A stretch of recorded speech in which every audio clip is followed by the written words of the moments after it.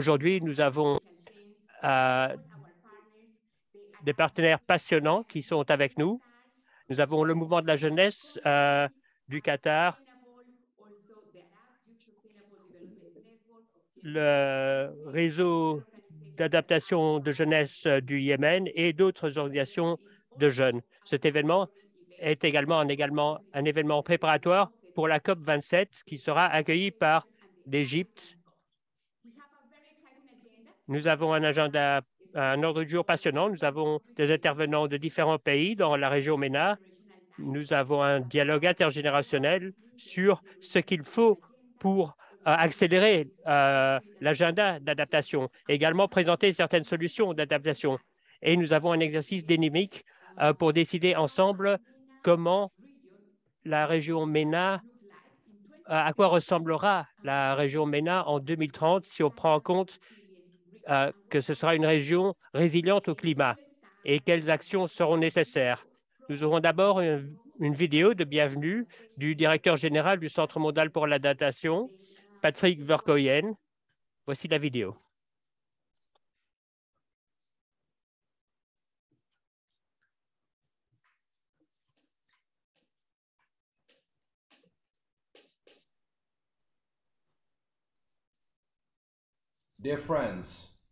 Chers amis, bienvenue au Forum d'adaptation MENA,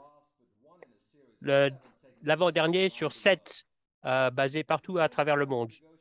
Lors des négociations climatiques à Bonn dernièrement, des jeunes leaders tels que vous, du Qatar, de la Libye, de l'Égypte, de la Tunisie et des EAU, ont spécifiquement demandé un forum MENA. Et avec la région MENA au centre de la COP 27, ce n'est que juste que nous ayons un forum d'adaptation de la jeunesse pour cette zone. Bien sûr, les jeunes partout mettent le climat au centre de l'ordre du jour politique. Vous nous demandez des actions plus ambitieuses et vous avez raison. Parce que la science nous dit que nous avons besoin d'actions urgentes pour prévenir la catastrophe qui nous menace. Atténuer le réchauffement climatique demande une révolution énergétique, mais qu'en est-il des impacts climatiques qui sont déjà présents? Nous n'entendons pas beaucoup parler de ceci, mais la Syrie souffre actuellement de sa pire sécheresse depuis 70 ans. Des millions de personnes là et en Irak perdent leur accès à l'eau, à l'alimentation, à l'électricité à cause des températures extrêmes et de la sécheresse. Et en conséquence, une sécheresse inédite. L'atténuation à l'avenir pourra prévenir certaines de ces pertes, mais dans l'immédiat, avec des événements climatiques extrêmes, l'adaptation est la seule réponse viable aux dangers actuels. Donc, sonner la sonnette d'alarme sur l'atténuation ne suffit plus. Nous avons besoin de vous, de notre jeunesse, pour mettre la même énergie dans un appel à l'action sur l'adaptation aux changements que nous voyons autour de nous. La population de jeunes de la région MENA doublera avant la moitié du siècle pour atteindre 271 millions de personnes. Et des jeunes tels que vous ont un potentiel énorme d'être les moteurs pour l'action pour l'adaptation climatique. Et pour cette raison, il faut que les jeunes s'impliquent dans les campagnes et dans le travail pour créer un monde résilient au climat. Et pour ce faire, il nous faut également créer des emplois sur l'adaptation, d'étendre les opportunités économiques. Et c'est exactement ce que le Centre mondial pour l'adaptation est en train de faire. Nous promouvons la création d'emplois durables à travers notre programme Youth Adapt, qui aidera à créer 10 000 entreprises de jeunes. En plus de ceci, nous équipons 1 million de jeunes avec les compétences pour des emplois résilients au climat. La COP 27 a été appelée la COP de l'adaptation, la COP pour l'Afrique. Le monde regarde votre région pour que vous soyez des leaders dans l'adaptation. C'est vital que vous preniez votre place à la table de la COP et fassiez entendre vos voix. Je vous souhaite le meilleur dans vos délibérations. Je vous remercie. Merci. C'est une invitation à tous les participants également. Si vous voulez vous présenter, il y a la fonction discussion sur Zoom. Et j'aimerais également vous dire que nous avons de l'interprétation. Et l'interprétation sera disponible en anglais, en français et en arabe. Vous pouvez utiliser l'icône en bas de votre écran Zoom et choisir la langue que vous voulez. Nous avons également l'honneur d'avoir un message d'accueil de la ministre du Changement climatique et de l'Environnement des Émirats arabes unis. Comme je l'ai dit, la région MENA accueille deux des plus importantes conférences sur le changement climatique, cette année à la COP27 et à l'année prochaine à la COP28. Donc, vous allez maintenant voir la vidéo de la ministre du Changement climatique et de l'Environnement des Émirats arabes unis. Vos Excellences, jeunes leaders, Mesdames et Messieurs, c'est un plaisir de vous parler aujourd'hui. Et je remercie le Centre mondial pour l'adaptation de m'avoir invité et pour le travail qu'ils ont réalisé pour rendre le monde plus sûr et plus durable euh, face à la crise climatique qui s'accélère. Juste la semaine dernière, des parties de ZAU ont été frappées par des pluies sévères induites par le changement climatique et des inondations qui ont endommagé des centaines de propriétés et de demeures. Ce n'est qu'un exemple de l'impact dévastateur du changement climatique à travers le monde. Cela montre l'importance et l'urgence de porter l'objectif mondial pour l'adaptation pour nous rendre plus résilients à l'impact du changement climatique.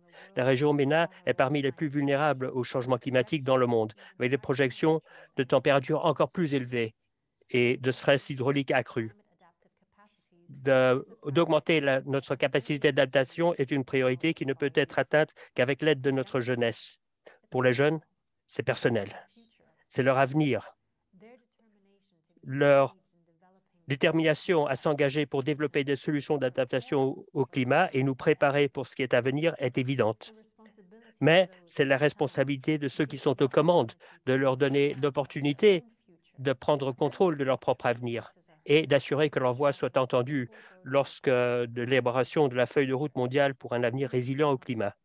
Mesdames et Messieurs, les deux prochaines COP auront lieu dans la région MENA. Et nous sommes heureux de voir la présidence du COP27 placer plus d'accent sur la participation des jeunes lors de cet événement fort anticipé plus tard cette année. Avec les EAU accueillant la COP28 en 2023, nous nous sommes engagés d'assurer une réelle participation et une inclusion véritable de la jeunesse dans les processus de prise de décision. Nous allons nous assurer que les jeunes seront présents à la table de négociation à côté des hauts responsables gouvernementaux. Nous estimons que la jeune génération a le droit d'avoir son mot à dire dans la conception de son avenir. Nous avons été fort impressionnés par le niveau de connaissance et d'engagement des jeunes délégués à la COP26 en novembre dernier à Glasgow. Et nous attendons qu'ils soient présents à la COP27 et à la COP28 avec la même ou encore plus, un niveau encore plus élevé de passion. Nous n'avons aucun doute quant à leur habilité de nous apporter de nouvelles perspectives qui ajouteront une valeur importante aux négations climatiques aux deux prochaines COP. À la COP28, nous allons établir le premier bilan de l'accord de Paris et il nous faut le mettre en œuvre de manière efficace parce que c'est un de nos principaux piliers de réalisation. Une partie du processus sera que nous allons revoir les progrès globaux sur l'adaptation pour savoir exactement où nous en sommes et informer nos prochains pas. Afin de créer un avenir positif pour la prochaine génération, nous demandons à tous les pays de jouer leur rôle entre ici et la COP28 pour accroître leur capacité d'adaptation. Les EAU sont prêts à collaborer avec tous les pays pour renforcer les engagements pour l'adaptation climatique et réaliser des progrès tangibles dans leur mise en œuvre. L'action climatique est un processus qui englobe tout. Il faut que tous soient de la partie, surtout nos jeunes leaders, si nous voulons réussir. J'ai de grands espoirs dans notre jeunesse et je suis confiante qu'ils atteindront des jalons importants dans le renforcement de la résilience mondiale au climat.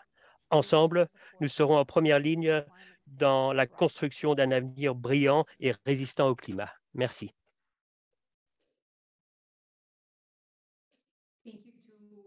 Merci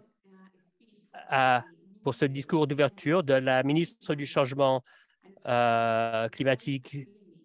Comme vous le savez, l'accord de Paris, cet accord international qui a été conclu par les parties en 2015, a souligné l'importance de l'adaptation et appelle et a établi un objectif mondial pour l'adaptation. Et le Centre mondial pour l'adaptation a organisé des forums d'adaptation pour la jeunesse dans les différentes régions afin de rassembler les décideurs et les jeunes leaders pour discuter de ce qui est nécessaire et comment nous pouvons rendre notre planète plus résiliente au climat. Nous allons maintenant à un dialogue intergénérationnel sur la prise en compte des recommandations des jeunes dans l'objectif global sur l'adaptation.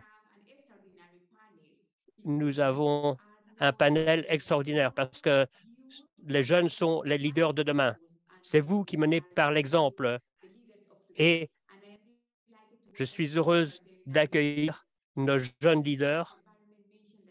La ministre de l'Environnement nous a dit qu'elle voulait que la jeunesse fasse partie des négociations, fasse partie des prises de décision.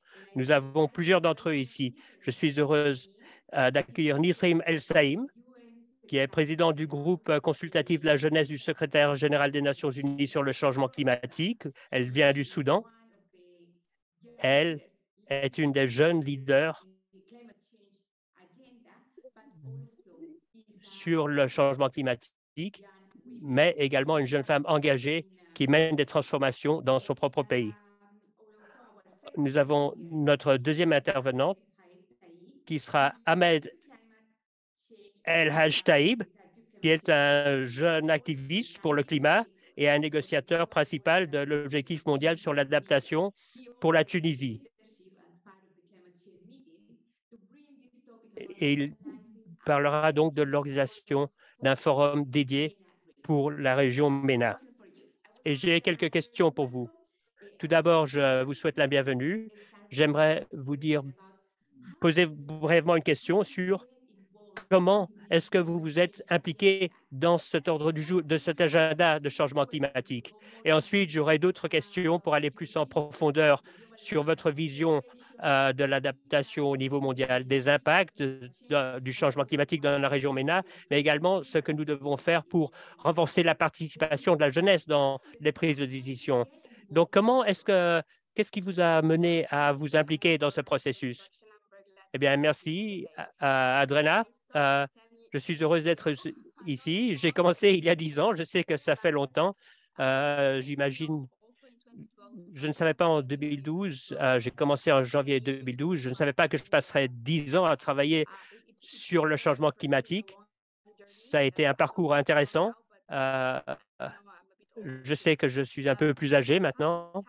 Et c'est arrivé, bien, nous avions des problèmes politiques au Soudan, comme d'habitude, et les universités étaient fermées pendant 3 mois à cause de la situation politique, et j'avais beaucoup de temps devant moi, je ne savais pas quoi faire.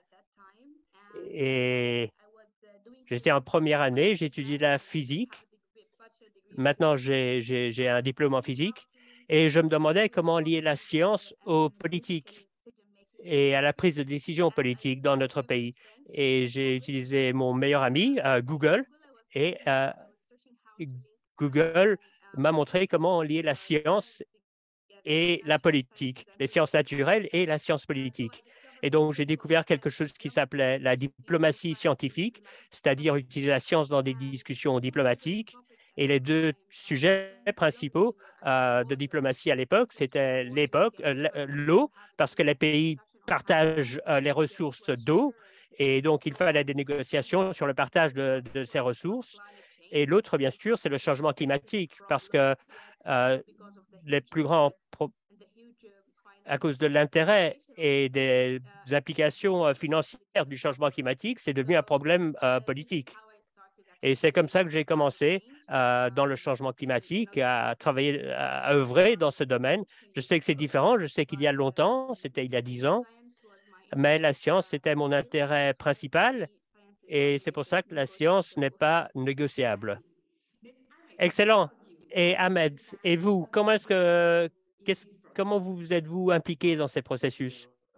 Eh bien, merci Adriana pour avoir organisé ce forum et merci au Centre mondial pour l'adaptation pour cette chance de faire partie de du premier forum de la région MENA. Je suis heureux d'être ici avec des personnes d'inspiration de toute notre région et d'à travers le monde.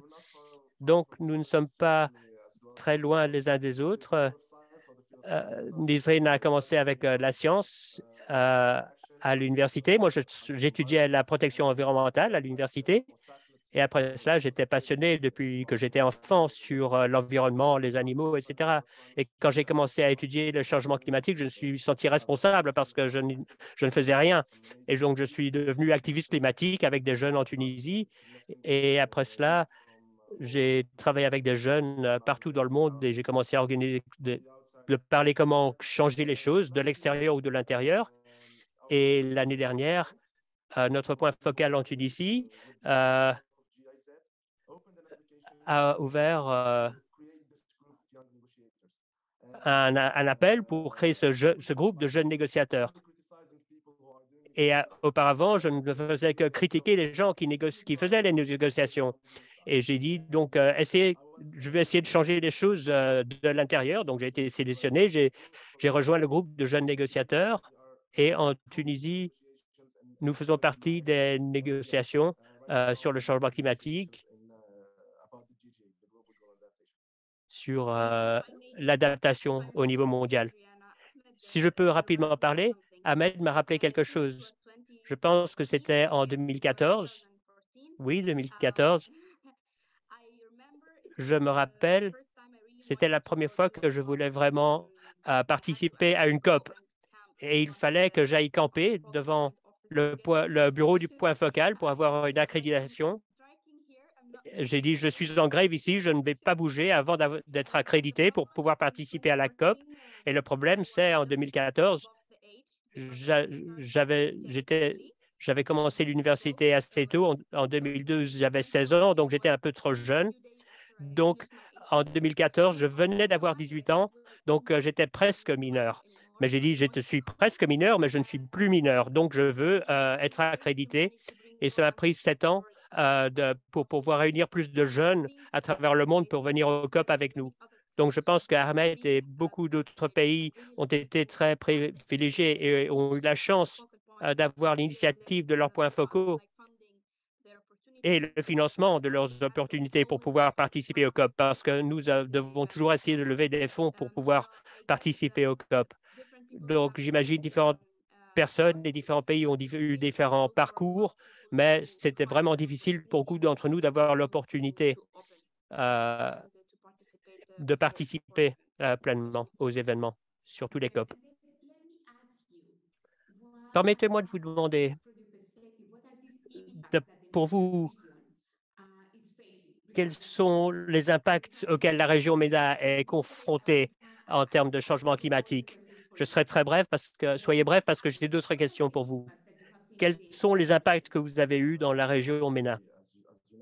Eh bien, comme vous le savez, la région MENA est un des points chauds du changement climatique. Ça veut dire que nous sommes confrontés actuellement au changement, aux impacts du changement climatique. Les pays dans la région MENA sont très vulnérables parce ils ont déjà des conditions climatiques difficiles,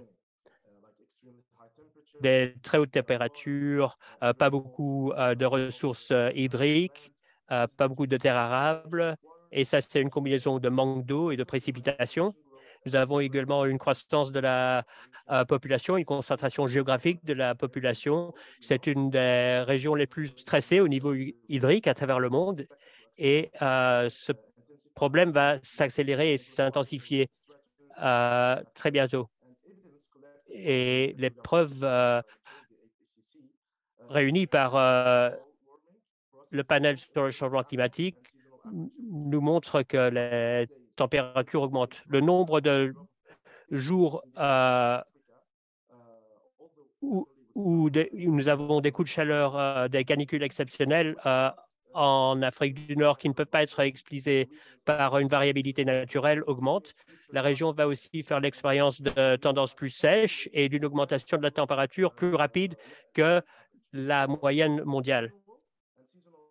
Et donc, pas seulement annuellement, mais en termes de saison. Mais presque. Donc, cette région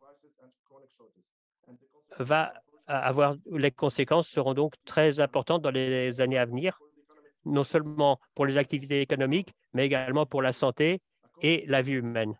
D'après une étude récente en 2018, même si le réchauffement climatique était limité à 2 degrés au niveau mondial, et c'est un des objectifs de l'accord de Paris, le taux de mortalité pour les personnes âgées de plus de 65 ans augmentera de 3 à 7 fois. Et ça, c'était l'objectif de l'accord de Paris. Également, les pays dans la zone MENA sont vulnérables aux montées du niveau d'eau de mer.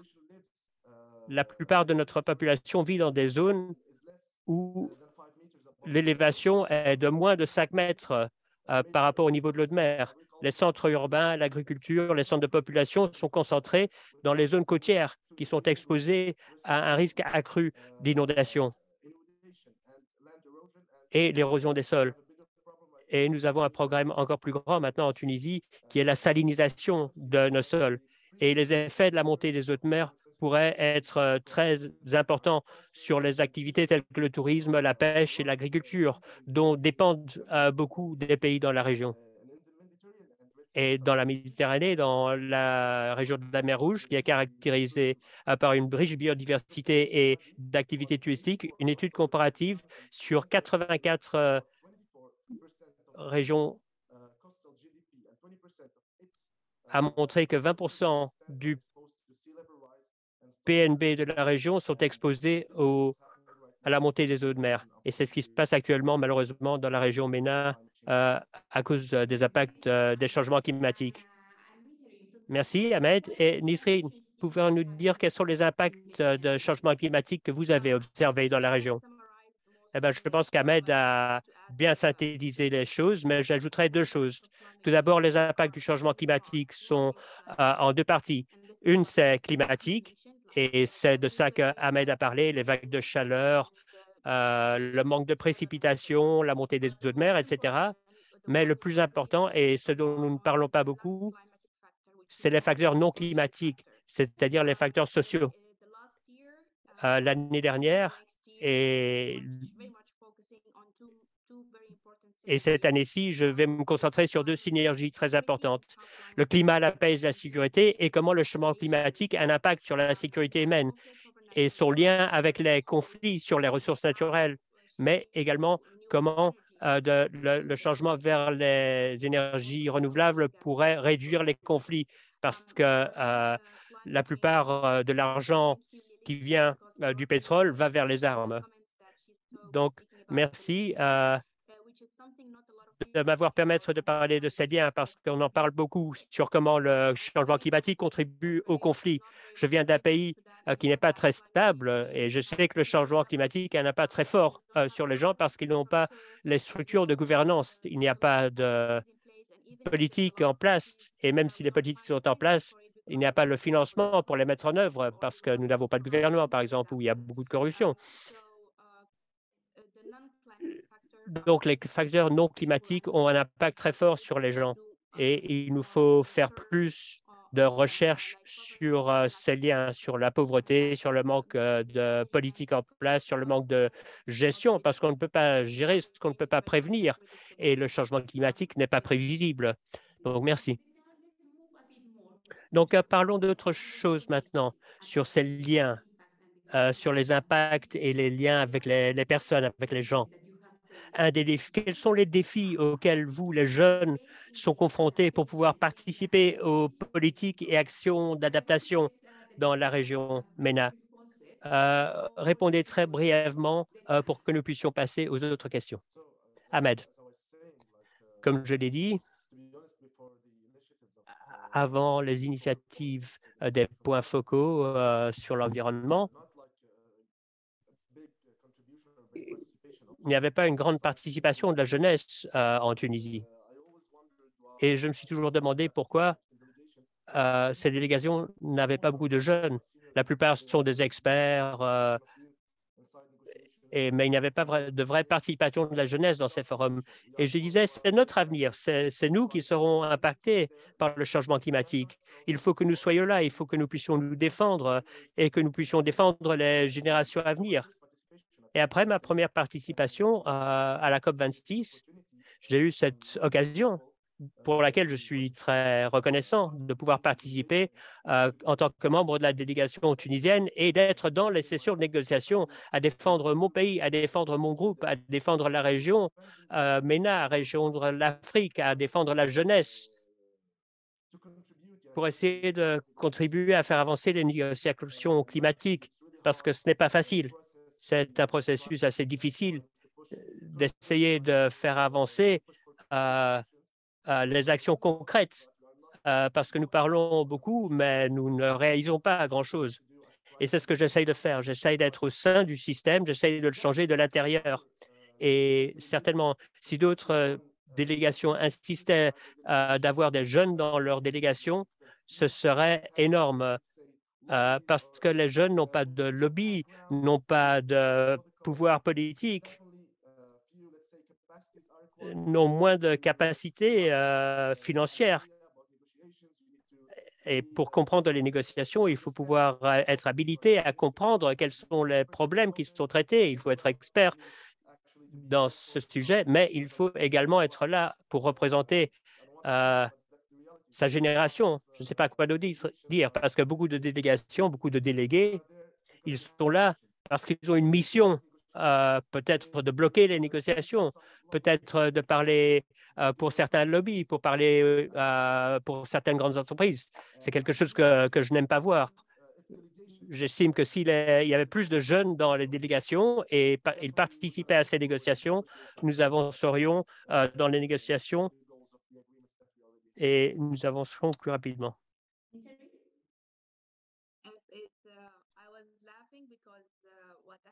Ce qu'Ahmed vient de mentionner, c'est la raison. C'est pour cette raison que nous avons des négociations.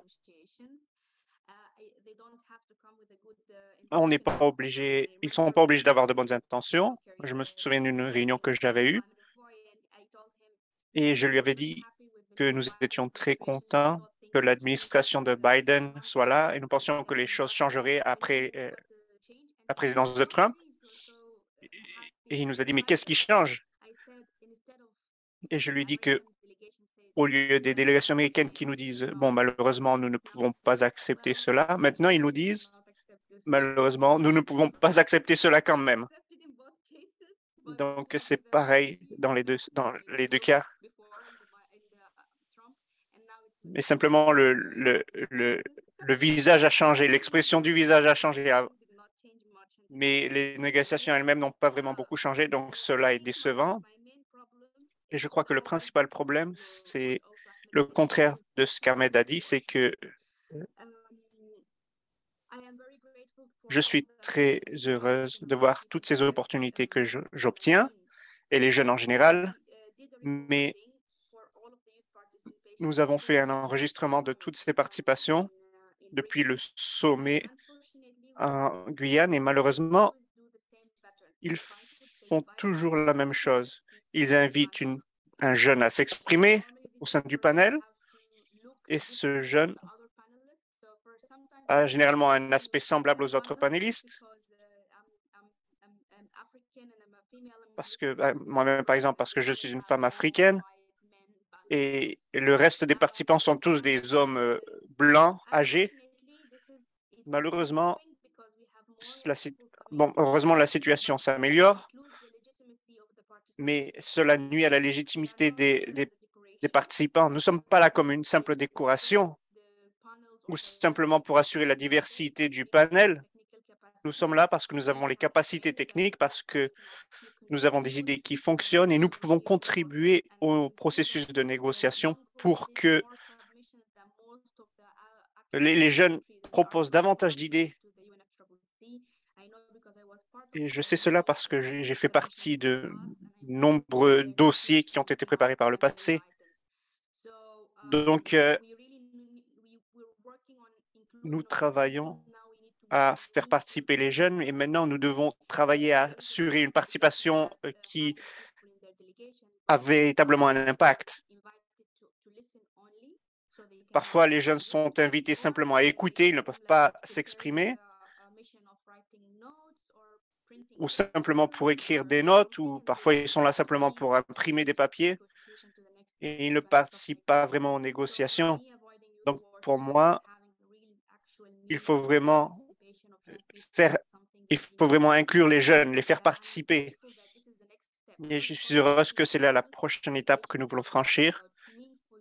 Nous parlons non seulement d'une participation, mais d'une participation riche de sens, qui a un véritable impact. Excellent. Et maintenant, je vais vous poser ma dernière question. Et cette question, c'est que peuvent faire pour soutenir la participation des jeunes? Maintenant, les gouvernements négocient des actions d'adaptation. Et quelles sont ces priorités pour la région MENA? Donc, ce sont de bonnes questions. Et pour être honnête, au COP26, par exemple, j'ai vu des jeunes qui sont là dans la salle, mais qui ne parlent pas. Ils n'ont pas le droit de s'exprimer. Mais pour être honnête, ils nous donnent des formations, ils nous préparent aux négociations ici. Quelles sont les priorités pour le groupe, pour notre pays? Et je crois que la première chose que le gouvernement doit faire, c'est croire en nous. Pour qu'ils croient en nous, qu'ils sachent que nous avons les capacités nécessaires, pas simplement pour mettre des jeunes pour décorer, pas simplement pour montrer qu'ils sont là pour nous soutenir. Je déteste cela parce que de nombreux gouvernements ou d'organisations utilisent cela. Ils utilisent les jeunes pour simplement pour se vanter, mais ils ne permettent pas aux jeunes de s'exprimer. Ils doivent croire dans les jeunes, dans nos capacités. Ils doivent savoir que nous avons beaucoup de bonnes idées et que nous pouvons participer aux négociations. Et le deuxième point, c'est qu'il faut assurer le renforcement des capacités. Il faut renforcer leurs capacités à travers des formations, les accompagner, les encourager, leur parler, les écouter. Et il est très important d'avoir cette communication. Peut-être que nous n'avons pas les mêmes idées, les mêmes opinions entre différentes générations, mais il est très important d'avoir ce dialogue, de s'écouter les uns les autres, parce que nous allons leur apprendre des choses et eux vont nous apprendre des choses. Ce n'est pas question de faire sauter la génération ancienne et de prendre sa place, non. Nous avons besoin d'experts jeunes, de leaders âgés. Nous sommes tous là pour la même raison. Nous avons de bonnes intentions. Nous parlons de DJA. Je suis très heureux qu'après 7 ans, après en 2015, la conférence à Paris, finalement, nous parlons de l'adaptation climatique mondiale. En tant qu'étudiant, et je sais que cela est important, pas simplement pour la région MENA. L'adaptation climatique est une nécessité dans tous les pays du monde. On voit des vagues de chaleur en Europe, on voit des incendies en Californie, on voit toutes sortes de choses partout. Donc l'adaptation est une nécessité pour tous les pays du monde. Et de nombreux pays doivent comprendre cela. Parce que dans les salles de négociation, je dirais que souvent les choses n'avancent pas comme elles le devraient. De nombreux pays ne s'adaptent pas, ils sont très lents et nous devons nous concentrer nos efforts sur l'atténuation et l'adaptation. Nous n'avons pas le temps. Et si nous n'agissons pas tout de suite, nous allons tout perdre. Merci. Nisrine, à vous. Merci. Je crois qu'il y a quelque chose dont nous ne parlons pas beaucoup. Vous avez demandé, Adriana, comment les gouvernements peuvent favoriser la participation des jeunes. En tant que femme soudanaise, je dirais qu'un gouvernement est déjà une bonne chose parce que nous n'avons pas de gouvernement depuis octobre, malheureusement. Et je parle de ça parce que c'est le cas dans de nombreux pays sous-développés, notamment en Afrique. Les pays les plus vulnérables face au changement climatique sont les pays qui n'ont pas de démocratie et les pays qui n'ont pas de bonnes structures de gouvernance. Je crois également que la gouvernance climatique est très importante parce que même si vous avez accès à certaines ressources, même si vous avez des politiques pour s'adapter au changement climatique, si vous n'avez pas d'institutions fortes pour mettre en œuvre ces politiques et pour gérer les projets d'adaptation, cela sera très, très difficile. Donc, depuis le niveau local, au niveau des villages, et finalement, pour arriver au niveau national, il est très important de parler de la gouvernance climatique, de la bonne gouvernance en général. Et l'un des points dont nous ne parlons pas assez également, c'est que maintenant, après l'Assemblée générale et sa résolution sur les droits humains par rapport à l'environnement, nous pouvons dire que l'action climatique est un droit humain et que l'environnement propre est un droit humain. Et je félicite tous ceux qui ont participé à ce processus. Et cela est très important également, d'avoir la liberté d'expression, la liberté de rassemblement, parce que c'est la seule manière de savoir comment différentes communautés souffrent à cause du changement climatique et que nous pouvons savoir comment les aider à s'adapter. L'objectif global d'adaptation, je ne participe pas au processus de négociation moi-même, mais je crois que ce triangle d'adaptation doit être pris en compte. C'est-à-dire tout d'abord, comment cette adaptation va-t-elle répondre aux besoins des différentes communautés, surtout parce que nous ne parlons pas du niveau macro, nous parlons du niveau micro, très petit au niveau des communautés. Deuxièmement, mettre en place des plans d'adaptation. Et je me rappelle, lors du COP 26 à Glasgow, ils ont parlé de 3 milliards. Et après, on n'en a plus reparlé. Et je me rappelle, lors de la réunion de 2020, cela a été très décevant en matière de financement pour le changement climatique, l'adaptation climatique. Et le troisième point, c'est l'atténuation, parce que la planète va arriver à un point où on ne peut plus s'adapter et tout va s'effondrer. Donc, il ne suffit pas de s'adapter au changement climatique parce qu'il y a de plus en plus d'émissions. Il faut changer tous nos plans d'adaptation pour gérer la gravité et on va arriver à un point où on ne pourra plus s'adapter à quoi que ce soit. Et j'espère que nous n'arriverons pas à ce point-là. Donc, il faut avoir ce triangle, sans quoi ce ne sera qu'un nom élégant qui ne sert à rien. Je me souviens que le ministère de l'Environnement, et c'est quelque chose de très important parce que nous devons vraiment voir comment nous allons pouvoir intégrer les résultats aux séances de négociation pour les concrétiser en actions pratiques. Et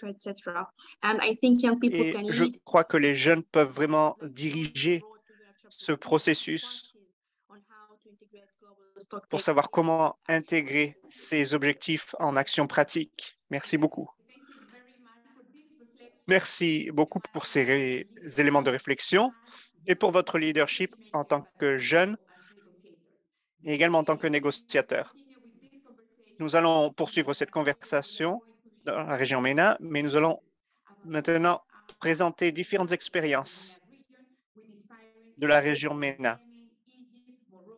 Nous allons voir des solutions d'Égypte, du Maroc,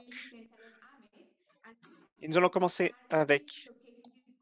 Je voudrais vous présenter une vidéo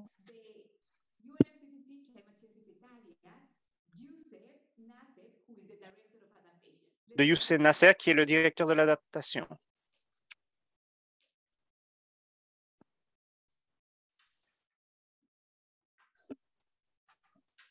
Good afternoon, good morning, Bonjour, bonsoir. Je suis très heureux de m'adresser aux jeunes ici sur le changement climatique. Et en ce qui concerne cet enjeu de l'adaptation par rapport à l'objectif mondial d'adaptation, je voudrais tout d'abord m'excuser pour la situation que nous et nos prédécesseurs, au cours des 200 dernières années, ont créé. C'est une situation étrange et vous êtes la première génération à endurer l'impact du changement climatique, mais la dernière génération à pouvoir résoudre le problème. Vous vous rappelez peut-être que en 2018, les scientifiques nous ont donné un créneau d'action très limité dans lequel nous devons transformer notre façon d'agir pour pouvoir conserver ce que nous considérons comme un monde prospère ou un mode de vie acceptable. Et nous sommes maintenant même au bord de l'extinction. Maintenant, comment pouvez-vous vous aider et comment le processus climatique peut-il participer à la création d'un avenir où nous ne serons pas inquiets à cause du changement climatique ou d'autres désastres écologiques, où il y aura un environnement durable et prospère? Vous savez que notre processus de négociation a identifié des objectifs d'atténuation, moins de 2 degrés par exemple. Nous avons des objectifs de financement, 100 milliards, il y aura un nouveau chiffre pour 2025. Mais nous devons formuler quelle est la vision que nous voulons avoir pour l'adaptation. Et cela est très important que maintenant, nous obtenions l'opinion des principales parties prenantes de l'avenir, c'est-à-dire les jeunes. Que voudriez-vous voir dans les mentalités pour donner la priorité au développement durable, pas simplement sur le plan du changement climatique? Il y a aussi la biodiversité et l'intendance environnementale et l'équitabilité dans le monde entier. Comment pouvons-nous parvenir à cela? Nous aimerions savoir comment vous définiriez ces tendances pour un meilleur avenir. Cela également est un reflet des valeurs que nous voulons apporter au monde, des enseignements que nous voulons apporter dans le système d'enseignement de base.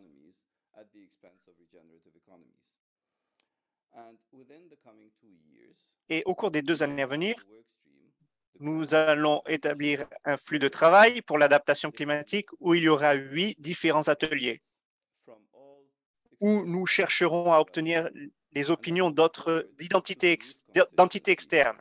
Et j'espère que les jeunes pourront présenter leurs idées, leurs opinions, leurs aspirations, leurs visions pour nous aider à prendre de bonnes décisions au niveau international, national et sous-national pour que notre société puisse devenir ce monde auquel nous aspirons, fondé sur des valeurs positives, qui sera résilient, qui utiliserait un mode de vie régénératif. Merci beaucoup.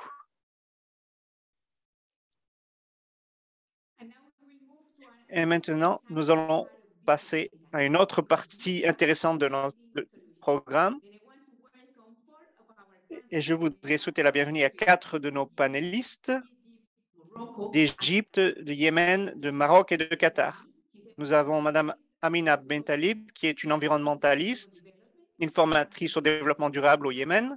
Nous avons Abdallah Emad Afifi, qui est le correspondant national du COI 17 en Égypte.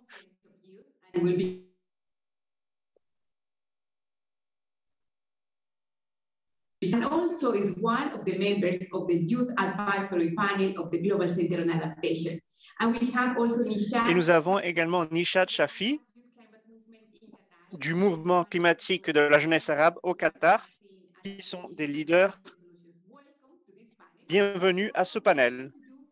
Maintenant, la méthodologie que nous avons, c'est que chacun d'entre vous avait quelques minutes pour parler de votre expérience. Et très brièvement, vous pouvez commencer en nous expliquant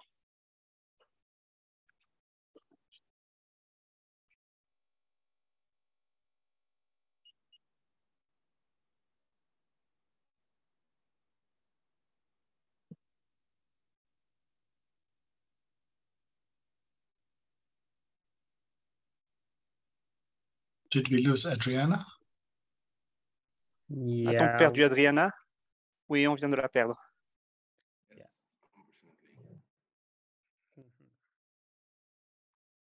I think we can start with the round of introduction until she is here. Je crois qu'on peut commencer par se présenter jusqu'à ce qu'elle revienne. D'accord, je peux commencer. Donc, bonjour à tous. Je m'appelle Abdallah Latifi. Je suis le correspondant et je travaille en Égypte.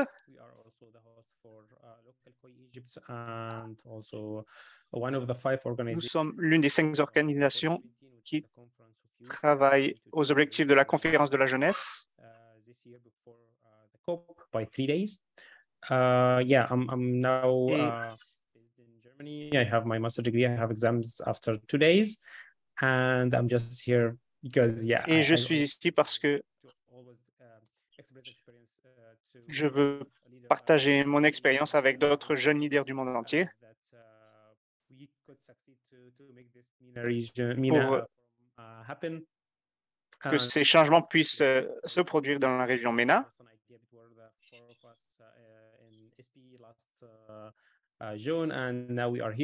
Et maintenant, nous sommes ici en direct. Donc voilà, merci. Peut-être que maintenant, Amina. Merci. Bonjour à tous, je m'appelle Amina Bintalib. Je suis du Yémen. Je suis une entrepreneuse sociale et je vais vous parler aujourd'hui de mon projet. C'est un projet d'adaptation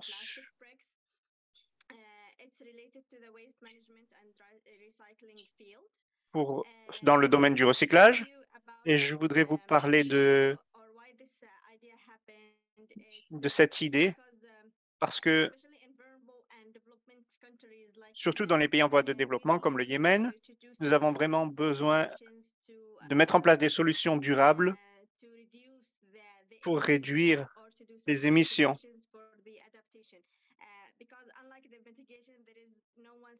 Parce que personne ne peut tout faire dans ce domaine dans le pays. Et avant de commencer ce projet, je m'étais posé une question. Et c'est quelque chose que je voudrais dire à tous ceux qui ont des idées nouvelles, des idées pour favoriser l'environnement, pour réduire le changement climatique. Je pense toujours à cette question de la résilience, des solutions. Quel peut être l'impact sur les objectifs d'adaptation sur le long terme? Merci.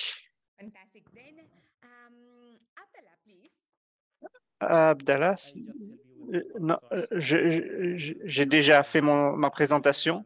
Donc, Amina a parlé et donc maintenant on peut passer à Manal. Thank you, Abdallah, for helping. Merci. And good luck for your exams. Et bonne chance pour ton examen. C'est ma première année à l'université pour moi. Hi everyone. Mais bonjour à tous, je m'appelle Manal Pidar, j'ai 18 ans. Je suis une étudiante et je suis une activiste climatique au Maroc. Je vais essayer d'être rapide. Mais avant de parler des solutions que je mets en œuvre, je voudrais vous dire comment j'ai commencé dans ce champ de l'action climatique en 2016 lorsque j'avais 13 ans. j'ai commencé, mais j'étais conscient de ces enjeux depuis que j'avais 10 ans. Et nous avions un cours de sciences à l'école. Et il y avait beaucoup de mots que je ne comprenais pas. Mais la seule chose que nous avons étudiée, c'était un concept scientifique. La seule chose que nous avions étudiée, c'était que le changement climatique était une réalité. Notre enseignant ne nous avons pas expliqué que nous serions touchés par cela, que cela aurait un effet sur notre vie, sur les économies du monde entier. 3 ans plus tard, à l'âge de 13 ans, j'ai parlé à mon ami préféré, Google, et j'ai fait un projet de recherche pour l'école sur les enjeux environnementaux. Je voulais faire quelque chose de spécial. Tout le monde parlait de la pollution, mais je voulais faire quelque chose de différent. Et j'ai fait donc un projet sur le changement climatique, et c'est là que je me suis rendu compte que c'était qu'une réalité. Et je me suis rendu compte qu'en tant que jeune, j'ai véritablement un rôle à jouer. Il y a suffisamment de données scientifiques pour savoir ce qui se passe, mais personne ne fait rien ou on ne fait pas assez. Et à cette époque, c'était encore pire. Il n'y avait pas assez de politique, pas assez de travail en cours. Et donc, j'ai décidé de m'appliquer. Et maintenant, je travaille avec plusieurs organisations. La première,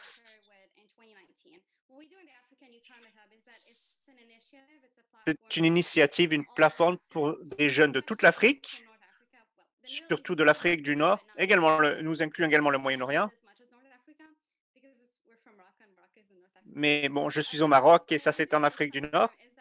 Donc, nous avons une plateforme pour aider les Nord-Africains à devenir des leaders à travers des ateliers, des formations, des webinaires, avec des programmes de mentorat pour aider plusieurs personnes jeunes de tout le continent à mettre en place leurs projets. Nous leur donnons des opportunités de mentorat, des opportunités de renforcement des capacités pour améliorer leurs projets. La deuxième solution à laquelle je travaille également,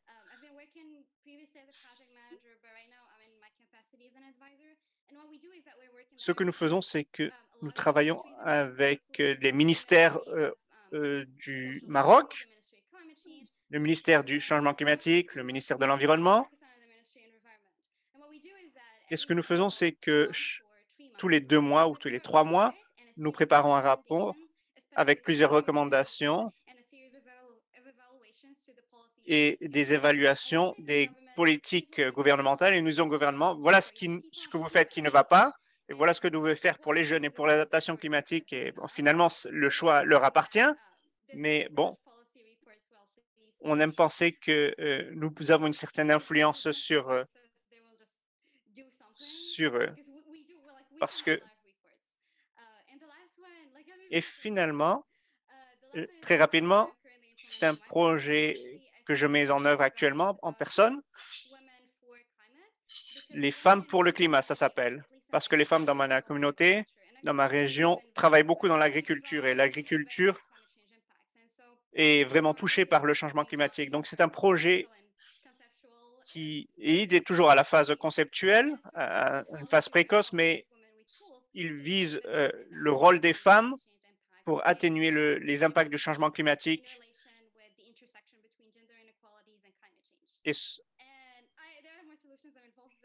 Et donc, je suis vraiment très heureuse d'être ici avec vous.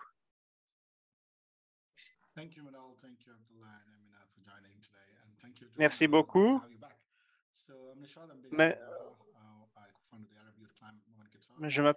Je m'appelle Nishad Shafi, je viens du Qatar. Et mon organisation, c'est le mouvement climatique de la jeunesse arabe.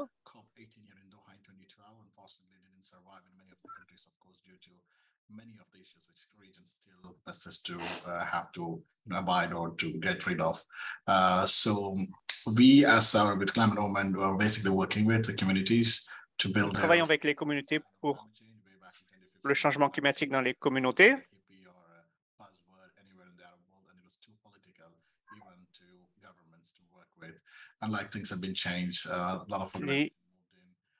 Les choses ont commencé à changer dans la région. Il y a du plaidoyer, des actions de sensibilisation. Dans le cadre de mon master, j'ai fait des recherches sur le changement climatique. Donc, j'ai été orienté davantage avec un aspect scientifique.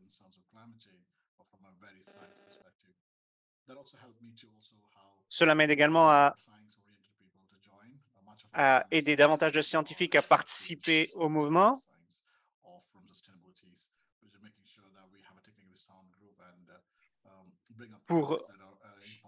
Pour mettre en place des projets qui sont importants pour la communauté. Et nous voyons cela sur le plan du plaidoyer pour sensibiliser le public au changement climatique. Cela fait 7 ans pratiquement que nous travaillons et nous sommes très heureux d'être ici avec vous aussi. Merci beaucoup. Chacun d'entre vous a vraiment un parcours très impressionnant avec votre leadership et votre engagement. Vous dirigez des initiatives différentes, vous appartenez à des organisations différentes, mais je voudrais que vous nous expliquiez quelles sont des pratiques que d'autres jeunes pourraient utiliser non seulement dans votre région, mais ailleurs également. Que pouvez-vous partager avec votre expérience? Amina, est-ce que vous pourriez nous dire quelle est votre expérience? L'expérience n'est pas vraiment très facile, surtout au Yémen, à cause du conflit qui existe dans la région. Lorsqu'on parle de l'environnement et du changement climatique ou de solutions dans ce domaine, les gens n'acceptent pas cela facilement parce qu'ils nous disent on veut de la nourriture, on veut de la sécurité, on veut la santé. Non, on n'est pas en mesure de parler de ce genre de choses pour l'instant. C'est comme un luxe. Donc, il est difficile de faire du plaidoyer pour cela, de parler de projets de recyclage parce que ils ont besoin d'autres projets, par exemple pour la sécurité alimentaire ou ce genre de choses. Donc, cela a été l'une des plus grandes difficultés auxquelles j'ai fait face. Mais un point positif, c'est que nous essayons de mettre cela en rapport avec des chances dont les gens ont besoin. Ici au Yémen, dans de nombreux endroits, dans des zones rurales, il n'y a pas de latrines. Donc, nous essayons de construire des latrines en briques pour aider les femmes à participer aussi. Surtout, par exemple, nous essayons de faire une clinique pour sages-femmes dans ces zones reculées où il n'y a pas suffisamment d'infrastructures de soins de santé.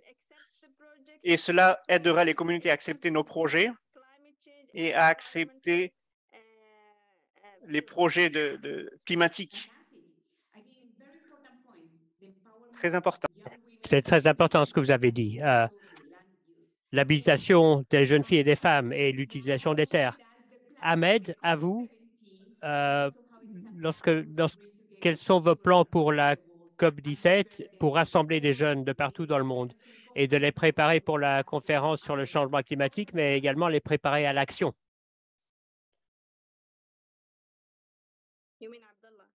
Vous voulez dire Abdallah? Abdallah, oui.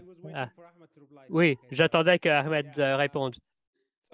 Donc, pour nous, en Égypte, c'est un peu différent parce que lorsque j'ai commencé dans le domaine du climat en 2016, au début de mes études, donc nous avions une approche un peu différente. Là, si on parlait du changement climatique, les gens ne s'en faisaient pas. Ça ne les intéressait pas. Mais une fois que vous avez des idées très concrètes liées à leur propre vie, ils vont vous écouter. Par exemple, si je veux avoir si je mets un lien entre la bouteille d'eau qu'il y a dans votre main et la plage où vous allez passer vos vacances, vous comprendrez le lien. Donc, il faut avoir un autre niveau de renforcement des capacités. on ne peut pas parler des oiseaux dans la mer qui vont mourir. Il faut leur donner plutôt des exemples pratiques qu'ils peuvent eux-mêmes ressentir. Par exemple, maintenant ici, je suis en Allemagne, il fait très chaud. Ça ne fait pas de sens. Il fait 35 degrés ici. Je ne suis pas en Égypte. Donc, il y a un lien direct que les gens peuvent sentir et comprendre. Donc, nous avons commencé au renforcement des capacités à un très bas niveau, au niveau des écoles et des enfants, parce que c'est nous qui serons les plus affectés, les plus touchés, parce que nous essayons de rendre cette planète sûre pour cette génération et les générations suivantes. Donc, nous avons commencé à aller vers les écoles, les universités, éduquer les gens sur le changement climatique pour leur dire voici la solution typique pour le changement climatique, c'est de faire le travail nous-mêmes. On n'entend pas les décideurs de vous financer. Vous commencez à changer votre style de vie, vous consommez moins d'énergie, d'eau, d'électricité, etc. Donc, nous avons commencé à partir de cette perspective-là. Et puis, nous avons commencé avec des projets au niveau locaux, des forums de jeunesse locaux. Et nous avons commencé à rassembler des gens de la ville de Cairo pour qu'ils viennent et parlent de leurs propres projets. Parce que nous avons découvert qu'il y a des personnes comme nous qui œuvrent dans l'ombre, qui ont des bonnes idées, qui ont leurs propres projets, mais ils ne peuvent pas en parler parce qu'ils n'ont pas la capacité, ils n'ont pas le genre de plateforme que nous avons ici aujourd'hui. Ils n'ont pas la communauté avec laquelle partager leurs idées. Donc, ce que nous essayons de faire, c'est créer cette communauté en Égypte pour connecter toutes les personnes qui travaillent dans le domaine. Et nous sommes très heureux qu'à la dernière COI en Égypte, un des participants est maintenant un fondateur d'une entreprise sociale qui travaille directement avec le ministère de l'Énergie. Donc, c'est ce que nous essayons de faire, c'est ce que nous essayons de réaliser. Et c'est lié à l'adaptation dont je vais parler plus, parce que maintenant, nous parlons de la COI. Je ne veux pas trop parler de divers sujets, mais j'espère que beaucoup de personnes ici sont conscientes de la COI, donc de la conférence de la jeunesse. Merci, merci Abdallah. À vous, Manal. Ah, excusez-moi, j'ai oublié la question. Ce que nous voudrons que vous partagiez, c'est une de vos expériences concernant votre engagement, votre participation dans différentes initiatives, dans différentes organisations, nous le savons, mais je voulais que vous en choisissiez une qui soit d'inspiration pour les autres, quelque chose qui peut être réalisé, quelque chose que vous pouvez présenter comme une réussite. Je crois que j'en ai parlé plus tôt quand j'ai parlé de toutes ces solutions, mais probablement, je parlerai donc de la dernière chose que j'avais présentée au niveau personnel, et je veux en parler parce que je veux partager quelques bonnes pratiques que j'ai apprises à travers le processus de faire les choses par moi-même. Et je voulais juste en parler à tout le monde qui a commencé tout seul. Je sais que c'est difficile et j'apprécie et je respecte ce que vous faites. Mais ce n'est pas impossible. Donc, la première chose, c'est que j'ai été surprise par le manque de ressources disponibles au Maroc, mais aussi à travers le monde. Parce que quand j'ai commencé à travailler sur ce projet avec 5 autres jeunes filles, nous sommes rendus compte qu'il n'y avait pas assez de membres, il n'y avait pas de statistiques, il n'y avait pas assez de données au Maroc, dans ma communauté.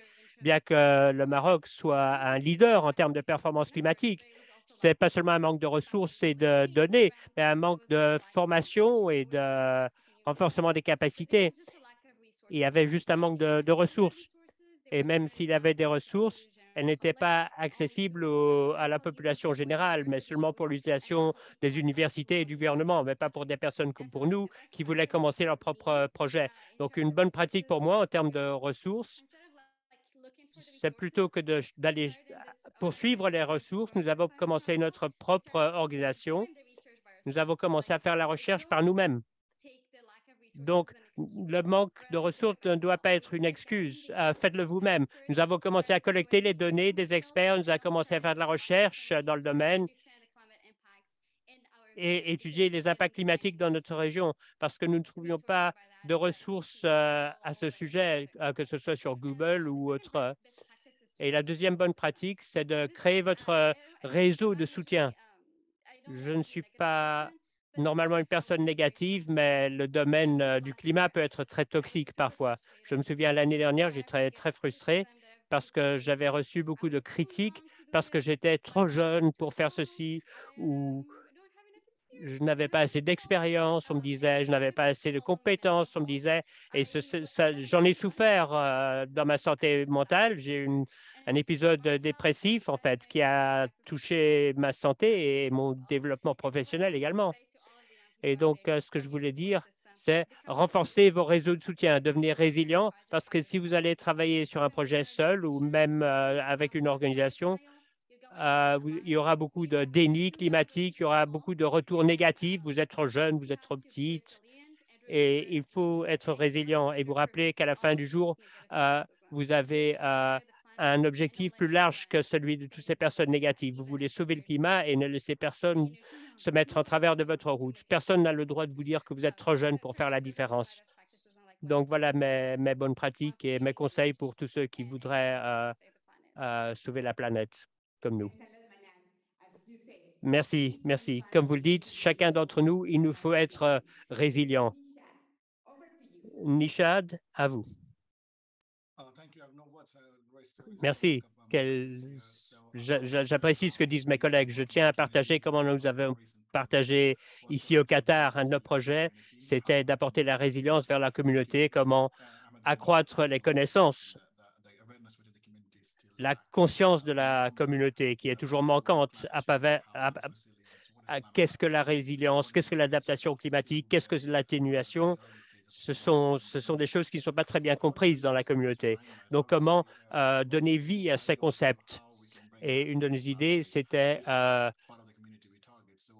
et nous demandions quelle partie de la communauté ciblée, et c'était les écoles. Comment conscientiser les jeunes plus sur les impacts sur le changement climatique, d'où il vient. Et de cette manière, nous avons introduit un programme qui s'appelle « Mesurer votre empreinte carbone ». C'était basé une initiative en ligne où les gens devaient essayer de découvrir leurs activités quotidiennes pour voir quelle était leur empreinte carbone personnelle au jour le jour. Et nous avons collaboré avec le ministère de l'Éducation et le ministère de la Santé pour voir ce qui se passait, parce que nous avons posé des questions sur les déplacements, sur l'alimentation. Et ce que nous voulons faire, c'était voir comment les jeunes voyaient ces choses au jour le jour, de manière quotidienne, et comment l'impact individuel, quel était l'impact individuel. Nous ne voulons pas dire que c'était la faute d'un individu ou l'autre d'avoir une telle ou telle impact climatique avec leur empreinte climatique, mais nous voulions que les gens puissent comparer. Est-ce que votre empreinte climatique vient des déplacements? Est-ce qu'elle vient de l'alimentation? Imaginez-vous ceci par rapport à l'industrie énergétique. Et ça a également démontré pourquoi il fallait créer des options pro-climat dans l'alimentation. Et en fait, notre projet l'initiative a été très bien reçue. 2000 étudiants ont participé. Et la plupart des participants et des écoles qui ont participé ont en fait réduit leur empreinte carbone à l'issue de ce programme. Et le ministère de l'Éducation veut voir quelles sont les modalités éducationnelles et le ministère de la Santé veut voir également quelle est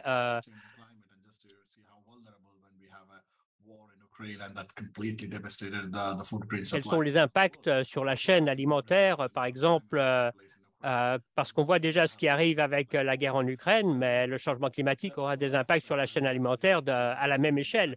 Et donc, ça nous aide à comprendre notre communauté, parce que pour être résilient, il faut savoir ce qu'il faut faire.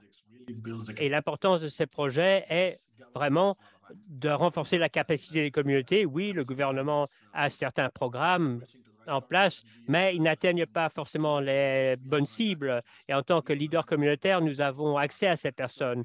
Nous parlons leur langue. Donc, il est très important que nous parlons la langue des communautés et créer et parler dans la langue que la population comprend. D'un côté, nous rendons nos gouvernements redevables, bien sûr, pour ce qu'ils font, et nous construisons en même temps la résilience de nos communautés. Imaginez-vous, il y a 2 jours, nous avons des pluies torrentielles dans notre partie du monde, même avec 45 degrés. Et c'était dévastateur. Et ce genre d'événement dévastateur nous montre bien qu'il faut commencer à nous adapter. Donc, la pluie que nous avons reçue, c'était une pluie que nous n'avons pas eue depuis 27 ans. Et nous n'étions pas prêts. Et c'est pour ça qu'il faut renforcer la résilience de la communauté pour qu'ils puissent s'adapter à ce genre de situation et mettre en œuvre les politiques nécessaires sur le terrain et comment notre gouvernement peut le faire. Donc, nous avons tous un rôle important à jouer. Et comme tous les intervenants l'ont dit, nous avons tous participé à des projets qui ont des impacts tangibles sur notre communauté. C'est ce que nous avons fait au Qatar. Merci beaucoup. Il y a beaucoup de leçons apprises sur les initiatives. Merci pour votre leadership, votre engagement et qui vous a inspiré à rendre ces choses possibles. Et maintenant, nous allons passer au groupe de travail. Nous voulons entendre ce que vous avez tous à dire. Nous avons des facilitateurs pour chaque groupe de travail. Nous aurons Manal pour le groupe 1. Et nous aurons ensuite Mohamed pour le groupe de travail 2. Mohamed, levez la main pour que nous puissions vous voir. Nous avons également Zara Aboutaha du groupe de développement durable, du réseau de développement durable en Jordanie. Nishad sera un autre de nos facilitateurs. Et nous avons également Tarek qui facilitera le groupe de travail 5. Donc, dans les groupes de travail, nous avons 3 questions clés. La première, je veux que vous imaginiez à quoi ressemblerait une région MENA résiliente au climat après 2030. Donc, pensez à après 2030, nous avons les objectifs de développement durable. À quoi ressemblera la zone MENA? La deuxième question, c'est quelles sont les 5 actions clés qui peuvent permettre un changement transformationnel dans la région MENA? Imaginez-vous à quoi ressemblera une région MENA résiliente au climat? Et la deuxième question, quelles sont les 3 actions clés qui permettront cette transformation? Donc, nous allons maintenant passer au groupe de travail. Et après cela, j'inviterai une personne de chaque groupe de travail pour donner un compte-rendu de ce dont vous avez discuté dans les groupes et vos conclusions principales. Donc, restez avec nous. Nous avons vous divisé en différents petits groupes de travail et j'espère que vos discussions seront intéressantes et fructueuses dans ces groupes de travail. Oui, ce serait peut-être plus facile, Adriana, si vous mettiez les questions dans la fonction discussion pour que tout le monde puisse les lire.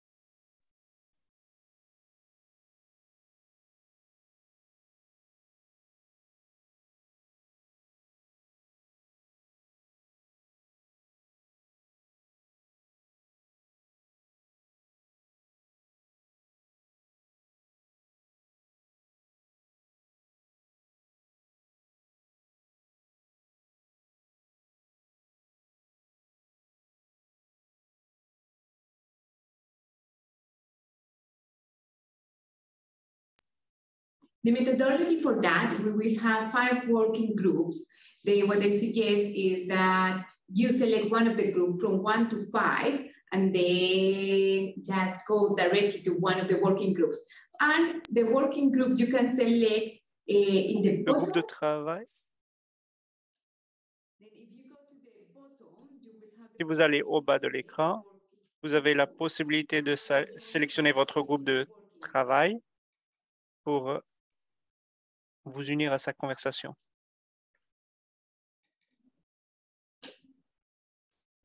If you go to the Si vous allez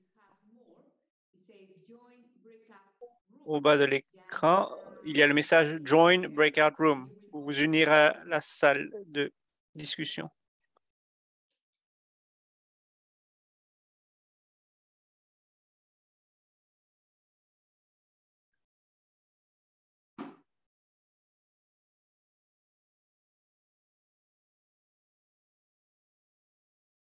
I see still we have many participants in this.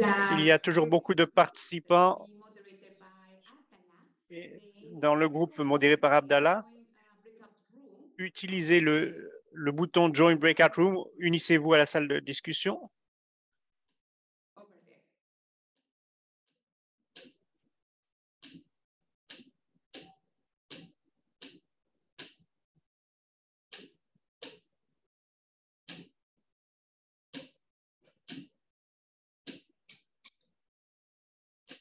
We have room number 1, 2, 3, and 4. Nous avons 4 salles de conversation. Il reste encore 30 participants dans ces groupes de travail. Et je vous invite, s'il vous plaît, sélectionnez l'un de ces groupes pour vous unir à la conversation. Parce qu'on va avoir 30 participants dans ces salles. S'il vous plaît, rejoignez l'une de ces salles de conversation.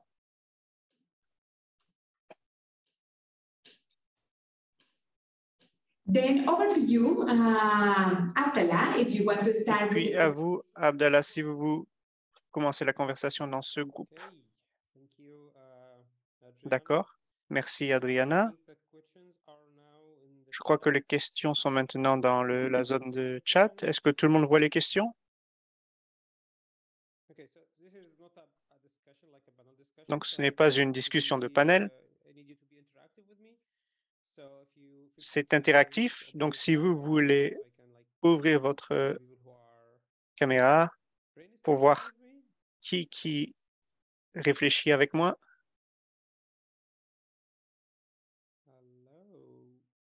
Allô? Allô? Allô? Je n'aime pas être ce genre de professeur qui désigne d'office les volontaires, mais si vous pouviez allumer votre caméra et puis si vous avez des idées que vous voudriez nous donner pour ces questions dans le chat, à quoi ressemble une région MENA résiliente au climat après 2030 et quelles sont les 5 actions qui peuvent permettre un changement transformationnel dans la région MENA. Donc, qui voudrait participer?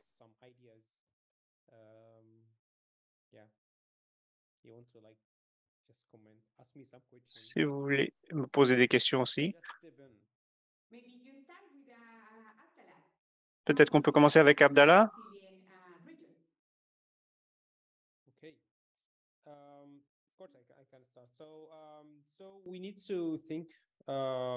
Donc, on doit penser à l'avenir. Donc, si aujourd'hui, on regarde les situations auxquelles nous faisons face,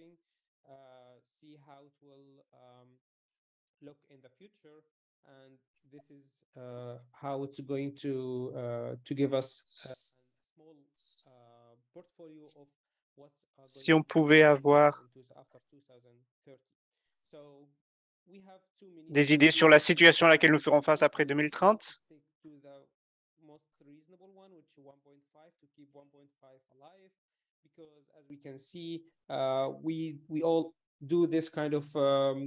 sessions, workshops, webinars. We go to COPs and SPs just for one reason, to keep the Paris Agreement on the table, to keep 1.5 alive. So what we all wish that we can, by the year 2030, we already have like the emissions are more reduced, and also we are having more new eco-friendly projects. So how can we do this? By empowering youth that are working in the field of climate change, by giving them the opportunity and the space to start their own projects that relate to the climate field, and also to help new companies, and also the existing companies, the big companies, that they are, because they are in the industrial field, they make a lot of pollution during the production phase. So we need to help them to go green, to have this, just transition. So it's going to be just transition. After a while, you just need to stop using fossil fuel and start to use renewable energy resources. And this can be done by very big organizations that are going to give support for these organizations, for these companies and this industry to move to the green side. Also, we can do, we can as youth put a pressure on our governments and decision makers by telling them, okay, this is our future. We cannot like stay like bare hands and just wait until everything is done. We need to start making an action by ourselves. We need to have our voice here. That's why there is platforms like Local COI, like COI, like this kind of forum here that's going to have the output document after 6 forums in the COP as well. So this all like, this is the some of the solutions that we as youth can offer to the decision makers, and now it's in your hands to do the action, to implement what we already suggested. So this is some of the ideas that I have to see how it will look like. It will look like I will be the optimistic one. It will look like the region is going to have at least like a climate pact between the MENA region or the Arab countries, because we are in the same regions, sharing the same problems, crisis. Because now if I have like a flood in Libya, it will affect Egypt, and also the same in the Gulf country. If you have like a very big heat wave, it will affect all the other countries. So we need to have like a climate pact or something in the future, and also we need to have like an incubator for youth projects in the region that can like, okay, I will just pick like 10 projects this year and I will just focus on them and make them big projects that are going to solve the specific problem that the country is facing. So this is some of the points that I can see, like how the region it will look like post 2030. Fantastic. Then now I also see that there are many comments here directly in the chat, but let's use the opportunity that we have the microphone. Nora, if you would like, I can see Nora Mohammed, if you would like to talk directly, please use the floor.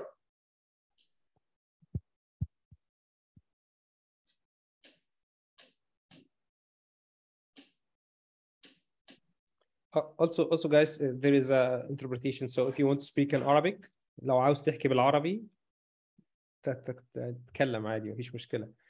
There's someone who are going to translate. So no worries if you have like this language barrier thing.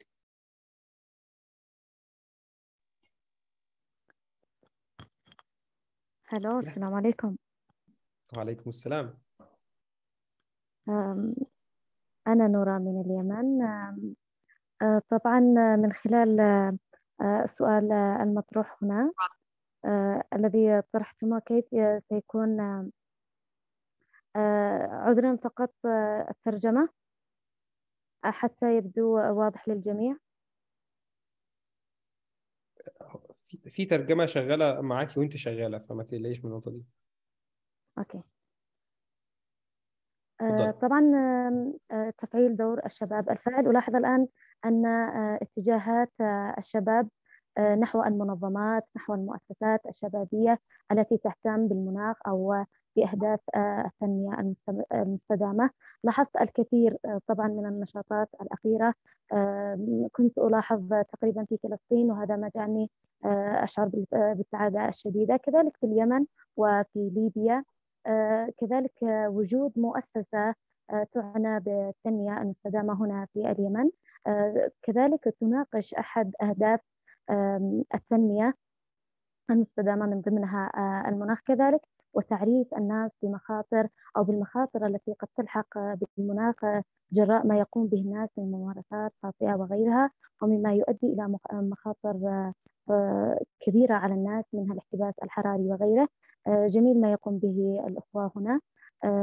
أتمنى وأتوقع أن يكون لها دور كبير في الأعوام القادمة، منها إقامة مؤسسات شبابية ذات شبابية. هناك شباب فاعل ينتظر الفرص، أو ربما قد لا يعرف الفرص المتاحة. مثلي تماما، كنت قبل فترة أبحث عن ربما مثل هكذا موضوعات تناقش عن المناخ، عن التنمية المستدامة، عن البيئة وغيرها.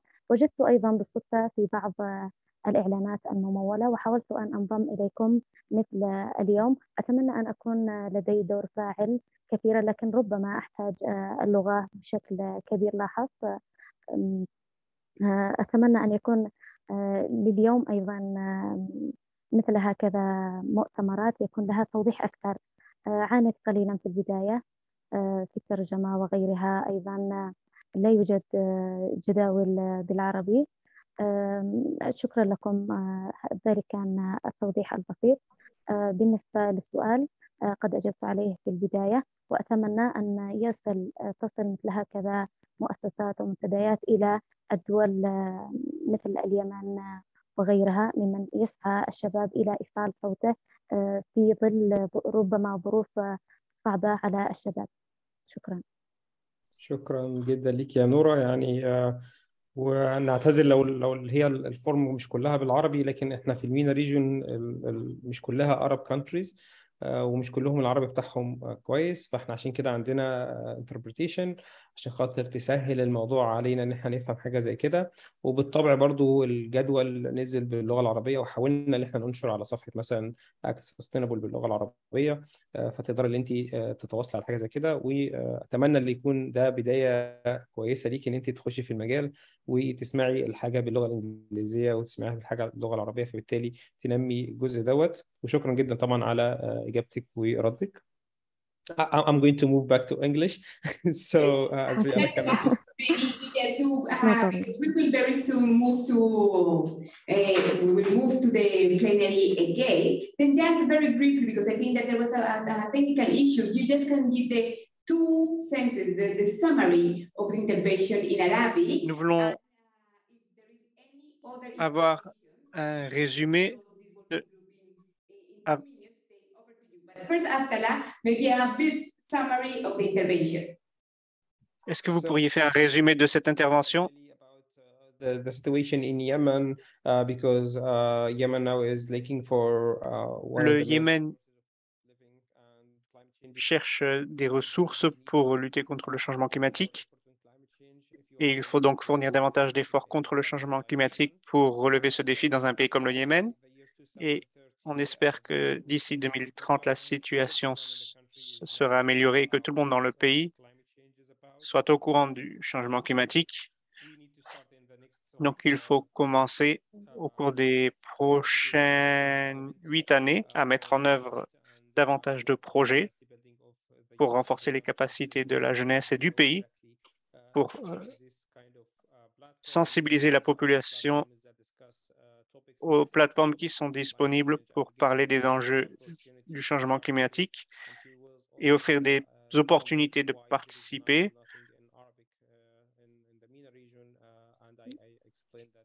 Et on a demandé pourquoi il n'y a rien en arabe dans la région arabe.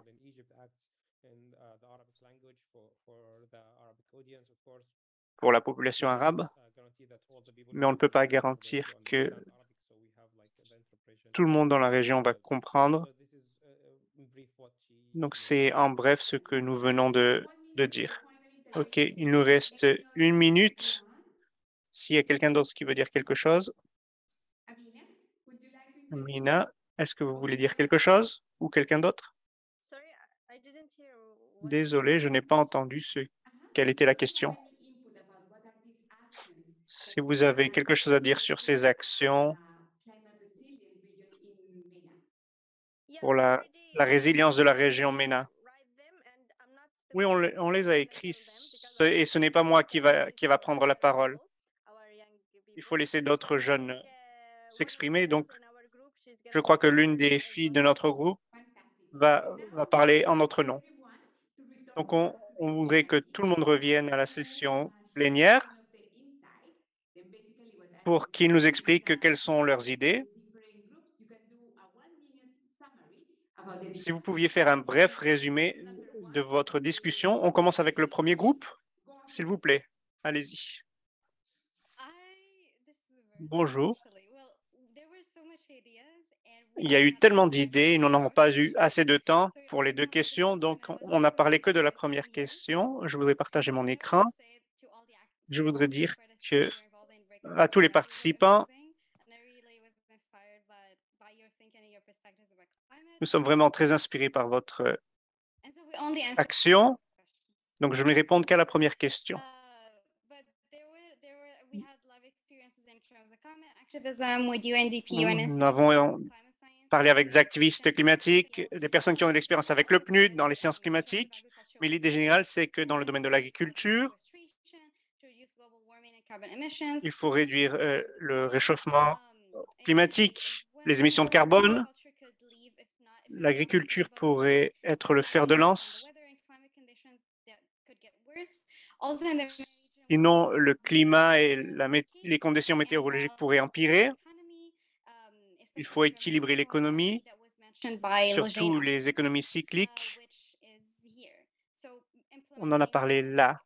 Donc, il faut relier l'activisme climatique avec l'entrepreneuriat et créer des opportunités d'emploi dans l'espace climatique en rapport avec le climat. Il faut également assurer une coopération économique entre différents pays pour la stabilité. Et finalement, on a parlé de davantage d'investissements dans les énergies renouvelables, surtout dans le cadre de la transition énergétique. Et quoi encore? Il faut encourager les jeunes à travailler sur le terrain. Ah, pardon. Donc, c'est en bref ce que nous avons évoqué. J'aurais voulu avoir plus de temps parce qu'on a eu des gens du Pakistan, de l'Irak, de Jordanie, et ainsi de suite. Merci. Maintenant, le deuxième groupe. Pour le groupe numéro 2, je donnerai la place à Watam du Soudan pour nous parler de ce dont nous avons discuté. Nous avons répondu aux deux questions. Bonjour tout le monde, vous m'entendez? Oui, nous vous entendons. Donc, dans notre groupe, nous avions 3 questions. La première, c'est quelles sont les priorités des jeunes de la région MENA pour l'objectif mondial sur l'adaptation? Nous avons pensé au renforcement des capacités en ce qui concerne des mesures d'adaptation et de partager des bonnes pratiques dans les projets pour travailler ensemble dans la région MENA pour réfléchir à des solutions climatiques et troisièmement, de trouver des moyens de financement pour mettre en œuvre ces projets. Et finalement, de permettre à la région MENA d'avoir des programmes nationaux d'adaptation qui incluent la jeunesse dans ces mécanismes, pour la première question. Donc, pour la deuxième question, à quoi ressemble une région MENA résiliente au climat après 2030?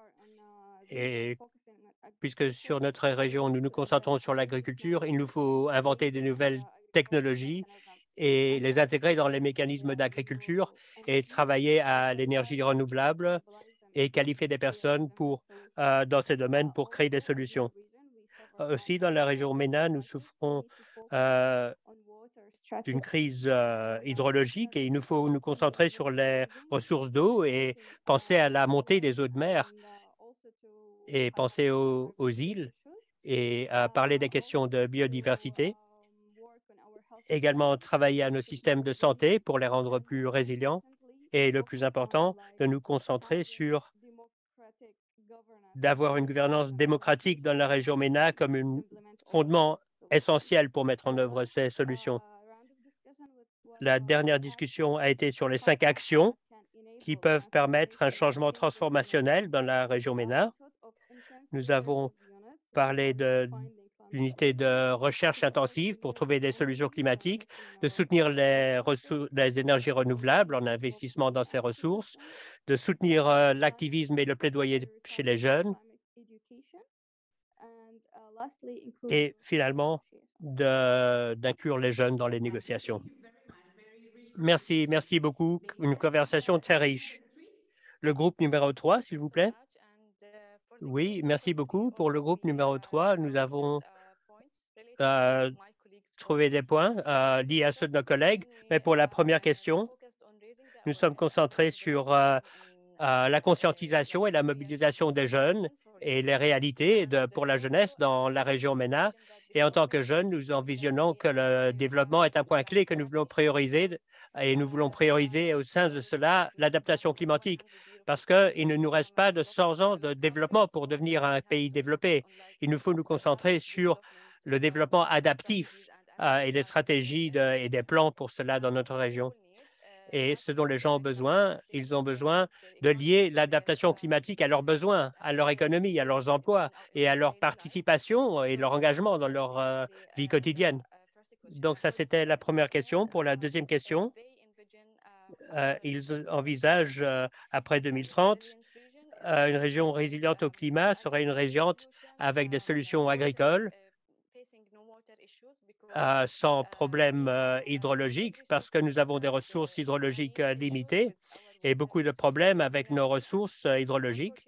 Et malheureusement, certains d'entre eux sont impactés par des conflits politiques. Et nous envisageons qu'après 2030, nous n'ayons pas ce genre de conflit ou de problème dans notre région.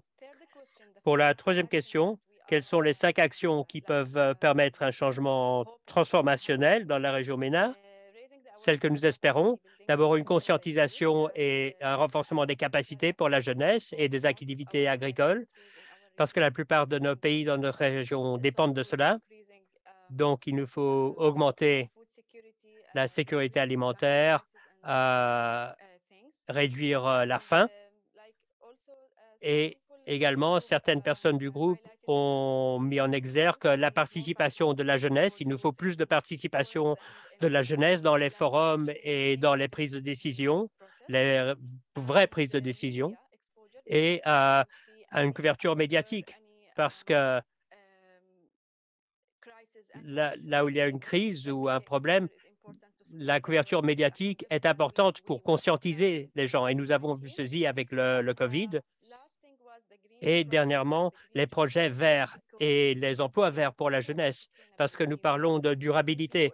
Il nous faut convaincre les gens que nous agissons pour la durabilité, mais ils ne le croiraient pas, ils ne le croiront pas avant qu'ils ne puissent le voir. Donc, autant que alors que nous augmentons notre économie verte, il faut inclure la jeunesse dans les emplois verts. À ce moment-là, ils nous croiront. Et ils croiront à l'adaptation climatique aussi. Merci. Merci beaucoup. Passons maintenant au groupe numéro 4. Merci. Nous avons eu des problèmes. Nous étions très peu dans les groupes et nous n'avons pas pu passer à la deuxième question. Mais la plupart qui ont parlé dans notre session ou dans notre groupe étaient plutôt optimistes pour l'avenir de la région MENA. Il faut tout d'abord nous assurer que les problèmes les questions comme la santé et l'environnement soient confrontés et penser aux écosystèmes côtiers et de comment nous nous occupons des femmes définira l'avenir de la région MENA. Nous avions des jeunes d'Égypte.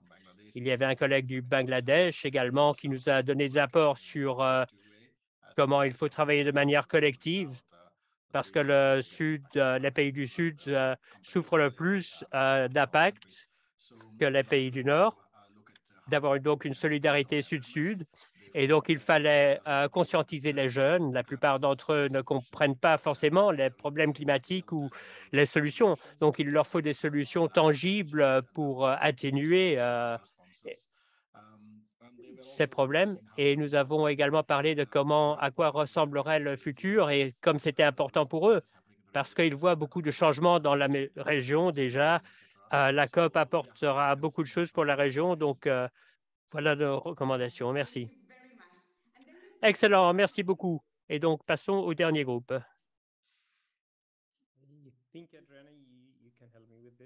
Merci, Adrena. Peut-être que vous pouvez m'aider parce que vous avez pris des notes.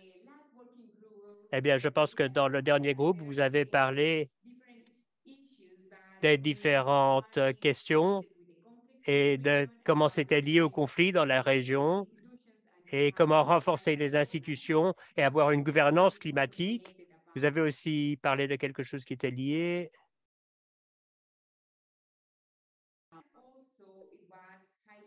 et de comment la région MENA sera et qu'il y a 8 ans pour prendre des actions concrètes pour transformer la région. Et je pense qu'il y a d'autres choses dont vous avez discuté et qui auront été enregistrées. Mais sur ce, je tiens à clore les discussions. Je tiens tout d'abord à remercier tout le monde qui nous a rejoints.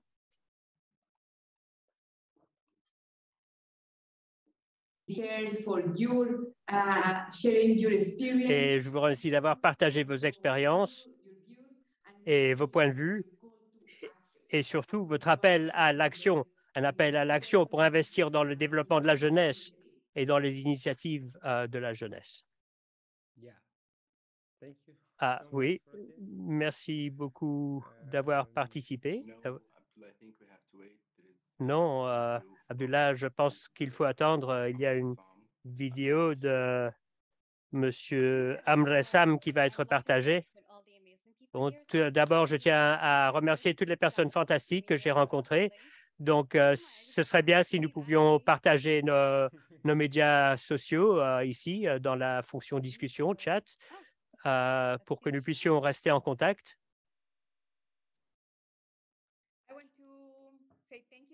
Je tiens à remercier tout le monde et également mentionner que le Centre mondial pour l'adaptation continuera à organiser d'autres forums d'adaptation pour la jeunesse. Le prochain sera en Amérique latine, le 12 août, et nous aurons également un dialogue mondial qui sera diffusé en direct entre les jeunes et les preneurs de décision. Si vous n'êtes pas encore enregistré en tant que partie du réseau de l'adaptation pour la jeunesse, nous partagerons le lien avec vous et vous pourrez rejoindre le réseau et recevoir notre newsletter et j'espère pouvoir continuer à travailler avec vous. Finalement, je tiens à souligner que ces événements étaient possibles grâce à la collaboration de différents partenaires, mais surtout des organisations de jeunesse qui ont pris le leadership. Un grand merci d'abord au mouvement d'adaptation de la jeunesse du Qatar, au réseau arabe d'adaptation de la jeunesse et le ministère de l'Environnement et du Changement climatique des Émirats et à la présidence du COP. Et pour clore, nous allons partager avec vous un message que nous avons de la présidence de la COP 27. Nous nous préparons à cette COP, la COP africaine, la COP de l'adaptation, la COP de mise en œuvre. Et permettez-moi de clore ce message avec un message d'Amr Hessam, qui mène l'engagement de la jeunesse dans la présidence de la COP 27. Regardons la vidéo.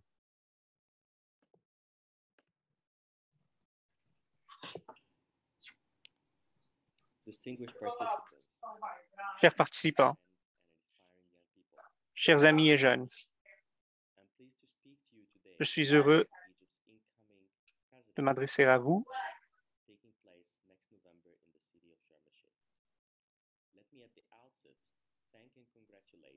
Je voudrais féliciter tous les participants. Nous sommes heureux d'apprendre que le GAC met en place des mesures, des dialogues, faisant participer des jeunes de la région. La présidence du COP 27 est heureuse de participer. Chers participants à notre réunion, aujourd'hui, fait suite à plusieurs évaluations.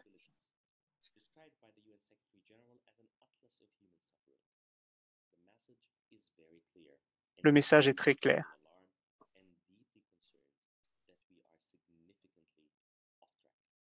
Nous ne sommes pas sur la bonne voie en ce moment, et cela est une source d'inquiétude. Les impacts négatifs du changement climatique dans toutes les régions se font ressentir dans toutes les régions du monde. Dans la région Amérique latine et Caraïbes, certains progrès ont été réalisés, mais pas suffisamment et il ne reste pas beaucoup de temps.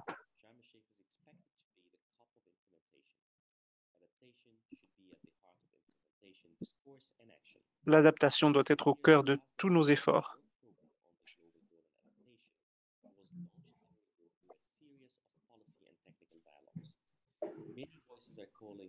Seeing a qualitative accomplishment on the GGA discussions at Sharm el-Sheikh before the conclusion of the process at UAE in 2023.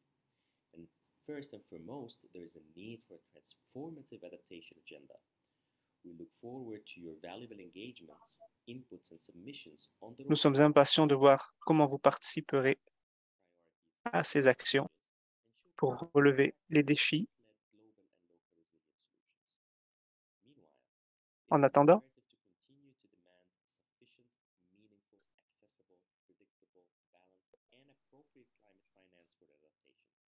the 50-50 mitigation adaptation climate finance must not be a theoretical construct, and the Glasgow pledge to double adaptation finance should be honored and sustained. As COP27 presidency, we committed ourselves to a science-based, balanced, transparent, and inclusive leadership that promotes equitable progress on all fronts and encourages a drive for additional ambition and strengthened resilience. In addition, the momentum created in Glasgow needs to be maintained and geared towards implementation. Our objective and vision will greatly benefit from the input from and engagement with all stakeholders. And as a country with extended commitment to youth empowerment, and as the annual host of the World Youth Forum in Sharm el-Sheikh, we will strive to ensure that youth are at the heart of this conversation, as key contributor to policy planning and implementation, as well as being most affected by the future impacts of the decisions we make today. For these reasons, we're very glad that it was mandated to have an annual youth-led forum starting from Sharm el-Sheikh in cooperation with UNGRO and UNFCCC Secretariat. Egypt aspires that this forum and the COP itself provide a conducive environment to all of you to network, disseminate, impart and receive knowledge, speak up and exert the right level of pressure on governments and all stakeholders. I say this while looking forward to recurrent and dynamic conversations with you before, during, and after Sharm el-Sheikh. I thank you.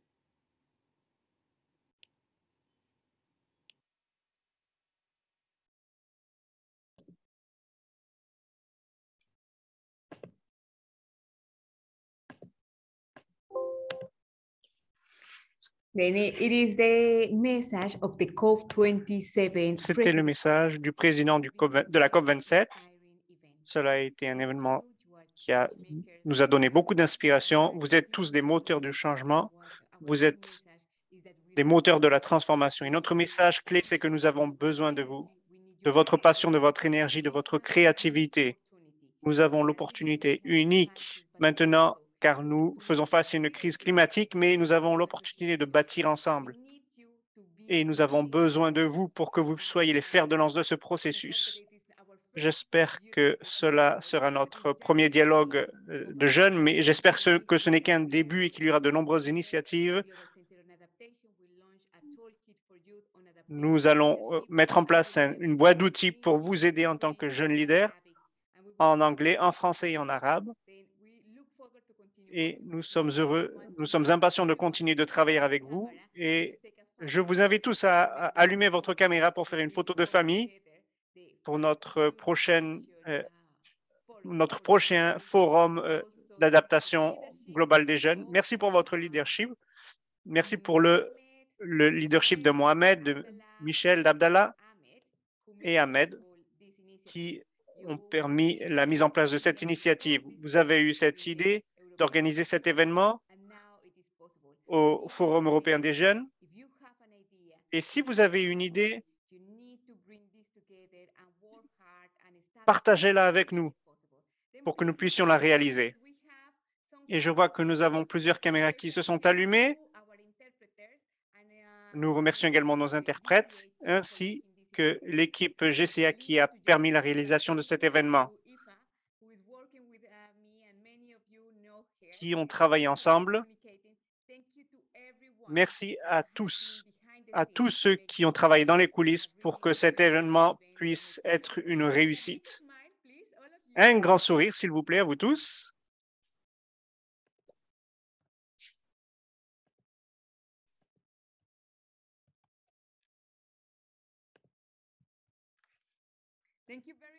Merci beaucoup.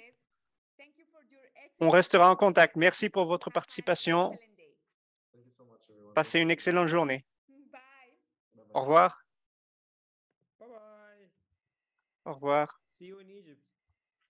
On se voit en Égypte. À bientôt en Égypte. Yeah. You will be hosting us, sorry. Abdallah. You will be the next one of course, hosting the of course. conference there. There will be like a free ride to the pyramids, no worries. Okay. Looking forward to seeing our host. And then we will have a COP17, also a conversation about the dialogue and that Nous aurons également des conversations et vous pourrez présenter vos ressources à ce moment-là lors du COP17. D'accord, on continue à travailler ensemble à ce moment-là.